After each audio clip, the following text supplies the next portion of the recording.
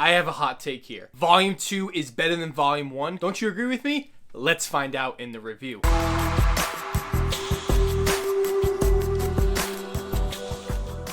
Welcome back to Let's Be Real Brad. I review movies, TV shows, and I do all sorts of fun and exciting videos on the channel. If this is your first time and you like what you see, hit that subscribe button and drop a like because you don't want to miss any new upcoming and exciting videos. Today on our MCU Mondays, we'll be discussing the 12th film in chronological order with Guardians of the Galaxy Volume 2. This is the sequel to the first Guardians film, being set 2 to 3 months after the first one in 2014. I do believe this is better than the first Guardians, but not by a large margin. This is because it takes everything that we loved about the first film and expands it on every emotional angle. James Gunn wanted to give us something different and exciting to look forward to, taking the characters we know and love to newer places mentally. It made them more substantial and more complicated characters that made this film feel unique and special from the rest of the franchise. All the acting is excellent in this one, adding Kurt Russell to play Ego, who is Quill's father, which has been changed from the character's origins. But it made for a more exciting angle that coincided with the first one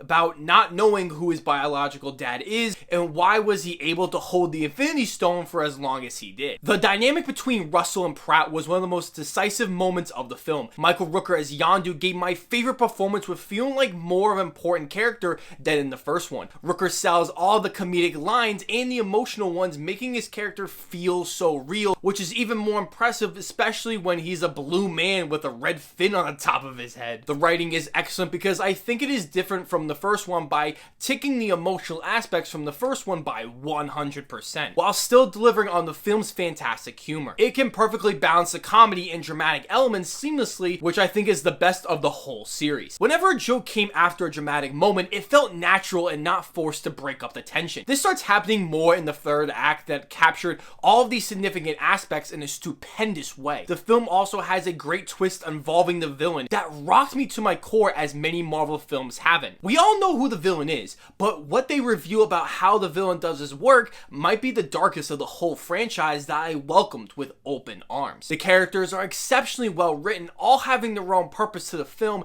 that felt to be the center of the film rather than cashing in on a successful first film. The visual effects are genuinely mesmerizing, as it was again nominated for Best Visual Effects at the Academy Awards. All of it looks so damn realistic, combining practical effects and fantastic set design with these visuals. All the action scenes are excellent and well choreographed, making the visual effects look all the more believable. I think these two films have the best visual effects of the whole series. The cinematography is also excellent, looking gorgeous with loads of color that fill the cheesy 70s comic book style. The film was also shot in 8K, which is the first time ever used, so this movie looks razor sharp and could be the best looking Marvel film. The production design is also great, with having these large, momentous sets that blend in with all the CGI elements. It takes all the tremendous cheesy and silly aspects from the 1970s comics that fit the tone and style this movie's going for. The soundtrack is also a banger, following the fantastic soundtrack from the last film. Gunn stated that he had trouble putting his soundtrack together because of the tremendous success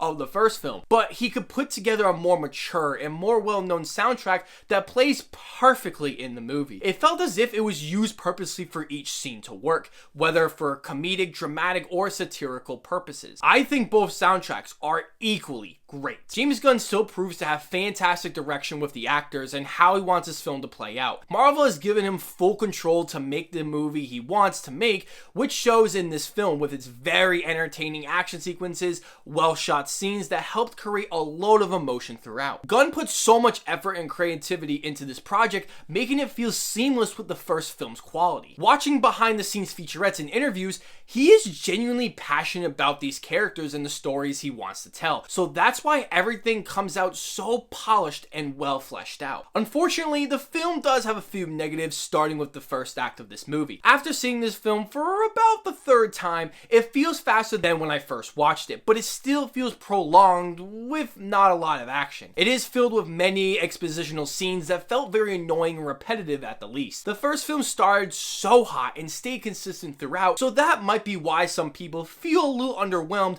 watching this movie, but it makes up up for in the next 2 acts. The film also struggles with some jokes, especially with Rocket, that felt forced and not very funny. I still find Rocket hilarious in this movie, but a few jokes left me feeling very underwhelmed, to say the least. I would say the first film is much funnier in that regard. Overall, rewatching all these Marvel films again, this is definitely the second best Marvel film because it took everything so unique from the first movie and expanded it by adding a more profound and more complex emotional aspect and felt so much more engaged with the characters and story. The characters have grand development arcs throughout, making it an essential sequel because they come first and has a great story to go along with it. I do feel as though this is the most underappreciated film up to date. I'm giving this movie an 8 out of 10. So let me know down below in the comments section, what do you think of Guardians of the Galaxy Volume 2 and where it ranks in your MCU rankings. Next week, we will discuss the 13th film in chronological order with Avengers Age of Ultron. So be sure to watch the movie before next week's review. As always,